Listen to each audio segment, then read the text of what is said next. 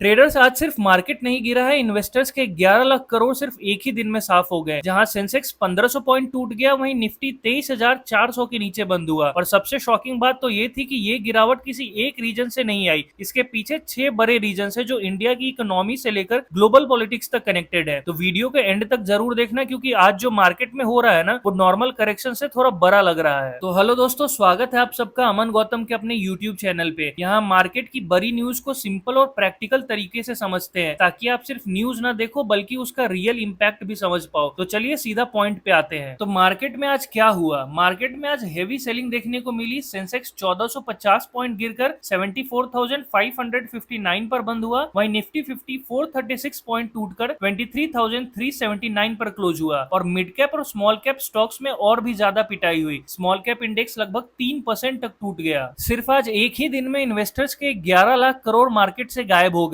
और अगर last 4 sessions को देखें तो मार्केट से total 17 lakh crore wipe out हो चुका है, यानी पैनिक क्लियरली विजिबल है। अब सवाल ये है, मार्केट इतना क्यों टूट रहा है? चलिए एक एक करके 6 रियल रीजंस को समझते हैं। तो देखो, सबसे पहला रीजन था पीएम मोदी का स्टेटमेंट। नरेंद्र मोदी ने लोगों से अपील की है कि पेट्रोल, डीजल और गैस और गोल्ड जैसी चीजों का यूज कम करें। सिंपल लैंग्वेज में बोले तो गवर्नमेंट चाहती है कि लोग थोड़ा कंट्रोल में स्पेंडिंग करें। अब मार्केट को डर ये लग रहा है कि अगर लोग कम खर्च करेंगे तो कंजप्शन बेस्ड सेक्टर स्लो हो सकता है, और इसी वजह से ज्वेलरी, होटल्स, ट्रेवल स्टॉक्स में हेवी सेलिंग देखने को मिली। दूसरा बड़ा रीजन है यूएस और ईरान का टेंशन। सीज फायर की बातें तो हुई थी, लेकिन अभी तक फाइनल पीस डील नहीं हुई है, और इसी अनसर्टेनिटी की वजह से मार्केट नर्वस है। ट्रंप ने भी वार्निंग दी है कि सीज फायर कभी भी टूट सकता है, और ईरान ने भी अग्रेसिव स्टेटमेंट दिया है, यानी जियोपॉलिटिकल टेंशन अभी खत्म नहीं हुआ है। अब इसका डायरेक्ट इंपैक्ट आता है हमारे तीसरे रीजन पे, यानी क्रूड ऑयल पर। ब्रेंट क्रूड ऑयल 2 महीने से $100 पर बैरल के ऊपर है, और इंडिया के लिए ये बहुत बड़ा प्रॉब्लम है, क्योंकि इंडिया ऑयल इंपोर्ट करता है। ऑयल महंगा मतलब महंगी ट्रांसपोर्टेशन, महंगी मैन्युफैक्चरिंग, महंगाई का प्रेशर, इकोनॉमी पर बर्डन, और इसी वजह से मार्केट और वीक होता जा रहा है। और चौथा रीजन है हमारा इंडियन रूपी रिकॉर्ड लो तक पहुंच गया है। आज रूपी 95.70 पर डॉलर तक गिर गया है। सोचो, साल की शुरुआत में रूपी 90 के आसपास था, यानी सिर्फ कुछ महीनों में 6% से ज्यादा वीकनेस आ चुकी है। अब वीक रूपी का मतलब है इंपोर्ट्स और महंगी, फॉरेन इन्वेस्टर्स और कॉशियस, और मार्केट पर एक्स्ट्रा प्रेशर। अब आते हैं एक बहुत इंपॉर्टेंट पॉइंट पर।